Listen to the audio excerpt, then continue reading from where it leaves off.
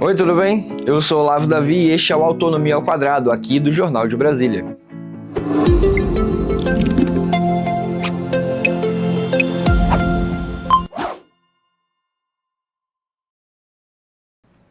Em 2026, no 66º aniversário da cidade, Brasília tem mais a comemorar do que simplesmente a sua fundação.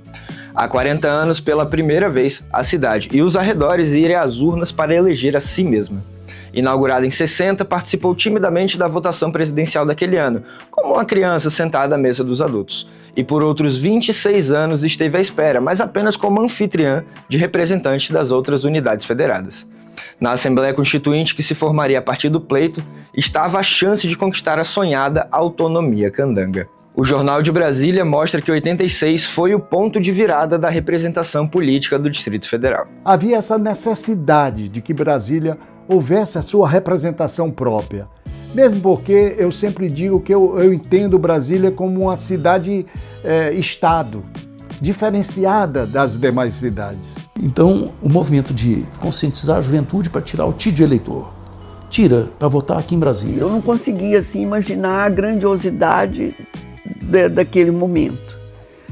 Então eu falei, bom, mas eu nunca votei, né? Brasília nunca votou. Quando Juscelino Kubitschek inaugurou Brasília, construída pelo sangue e pelo suor de milhares de brasileiros, a ideia é que a nova capital fosse realmente um estado fantasma, gerido por e para a estrutura federal.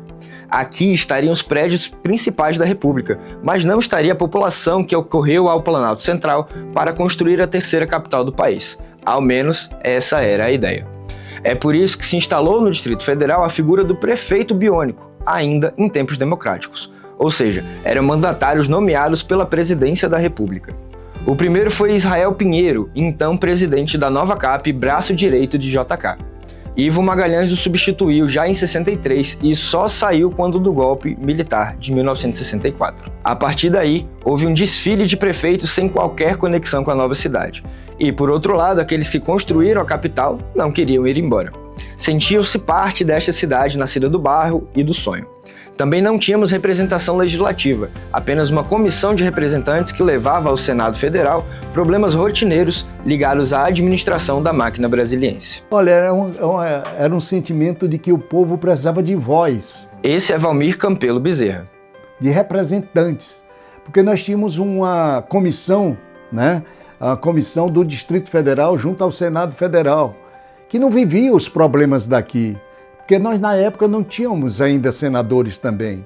Então, o que acontece? Eles não tinham a vivência de Brasília, os problemas de Brasília, os problemas comunitários. Muitos deles nunca foram a cidade satélite. Então, havia essa necessidade de que Brasília houvesse a sua representação própria. Neste período de 26 anos, Brasília tinha, como dito, os prefeitos biônicos, que indicavam os administradores regionais, e estes tocavam a vida do que hoje chamamos regiões administrativas, mas naquele tempo eram cidades satélites. Valmir foi um deles.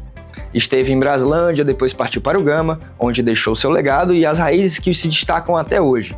E isso a gente aprofunda um pouquinho mais tarde. De lá, também administrou Taguatinga. Mas vamos voltar um pouquinho no tempo. Não é exatamente como se os moradores do DF não votassem em nada. Para começar, houve votação nas eleições para a presidência em 60, como a gente já mencionou, e, para usar um termo que está na moda, foi polarizada entre o Marechal Henrique Teixeira Lott, o ex-ministro da Guerra de Juscelino, que garantiu a posse do presidente Sorriso em 55, e Jânio Quadros, da União Democrática Nacional. Jânio é a única esperança do Brasil. Partido curioso porque não representavam a União, tinha várias tendências antidemocráticas e pouca coisa de nacional. Aqui em Brasília, Lott ganhou com mais de 52% dos votos candangos. Também houve o plebiscito de 63, no qual a população brasileira foi às urnas para optar entre o parlamentarismo, o presidencialismo e, pasmem, até a monarquia. Ainda entre 74 e 81, o regime militar permitiu que residentes do Distrito Federal votassem nas eleições estaduais dos seus domicílios eleitorais de origem. Ou seja, se alguém morava em Brasília, mas tinha um título de eleitor em São Paulo, esse ou essa alguém podia votar de forma remota no pleito paulista. Em 82, uma eleição que seria uma espécie de última pá de cal nas pretensões de setores militares que queriam a permanência no poder, os votantes daqui também poderiam eleger governadores nos domicílios eleitorais. Esse pleito marcou o fim do bipartidarismo. Para explicar bem rapidamente, a ditadura havia extinguido todos os partidos políticos para criar dois: o Movimento Democrático Brasileiro, ou MDB, de oposição consentida, o Partido do Sim, e a Aliança Renovadora Nacional, ou apenas Arena, o Partido do Sim Senhor. No segundo dia de apurações, a situação já está definida na maioria dos estados brasileiros. Com isso, começam a surgir ou ressurgir siglas no cenário eleitoral. Nesta de 82, disputaram o Partido da Democracia Social, o PDS, herdeiro da Arena, o PMDB, sucessor do MDB, o Partido dos Trabalhadores, o PT, o Partido Democrático Trabalhista, o PDT, e o Partido Trabalhista Brasileiro, o PTB. O pensamento da ditadura era simples e correto. Com a liberação dos partidos, a oposição iria se dividir, enquanto os situacionistas se aglutinariam em torno do PDS. Mesmo assim, as urnas deram quase metade dos governos estaduais à oposição, e isso permitiu que o processo de transição à democracia não voltasse atrás, como queria a linha dura extraoficial, por assim dizer. Se não dá para dizer que foi uma derrota, pois o PDS amealhou todo o Nordeste e mais alguns estados Brasil afora, foi, digamos, um empate acachapante. O MDB assumiu estados importantes como São Paulo e Minas Gerais, enquanto o PDT alçou o gaúcho Leonel Brizola ao Palácio da Guanabara, no Rio. Pouco depois, em 85, o ex-arenista José Sarney pulou o muro e se acomodou no MDB. Eleito vice-presidente em eleição indireta, contou com a morte de Tancredo Neves para chegar ao Palácio do Planalto como o presidente da transição. A união, a integridade e a independência do Brasil. Por meios também legislativos, o Brasil começava a se soltar das amarras de um regime ditatorial. Sarney passou normas que extinguiam leis da ditadura, o entulho autoritário. A sociedade brasileira pavimentava o caminho para a realização de eleições diretas. Sarney também encaminhou mensagem ao Congresso em junho com uma proposta de Assembleia Nacional Constituinte.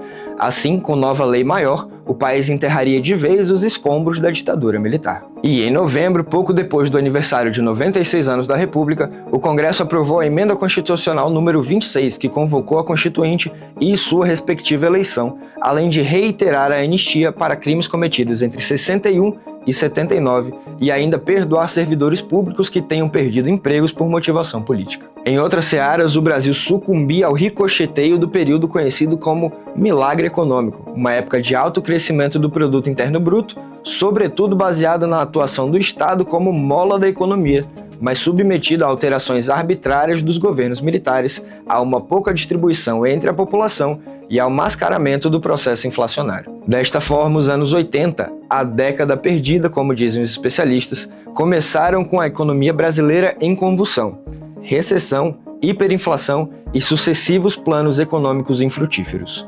O caos nas finanças gerava insegurança e aumentava a fragilidade do tecido social, mesmo em meio a celebrações pelo que se anunciava como o fim do regime militar. Quem fala sobre o período é a psicanalista Yasmin Sarkis. Sabe, a gente estava vivendo um período de inflação absurdo. Eu tinha 2 filhas. Então, o meu salário, ele, por exemplo, mais ou menos nessa época, não sei precisar se a data, mas nesse período, a cada 6 meses tinha um reajuste. Então, nos primeiros 3 meses, eu sabia que eu precisava guardar minimamente para poder, nos 3 meses seguintes, antes do reajuste, a gente poder se alimentar, né? Então, essa era uma inflação que alcançou, assim, níveis absurdos, né? E isso mexeu muito, influenciou muito nesse período. E esta foi a primeira parte do Autonomia Quadrada. Aqui no Jornal de Brasília, nos próximos episódios, a gente vai ver como foi a primeira eleição do Distrito Federal.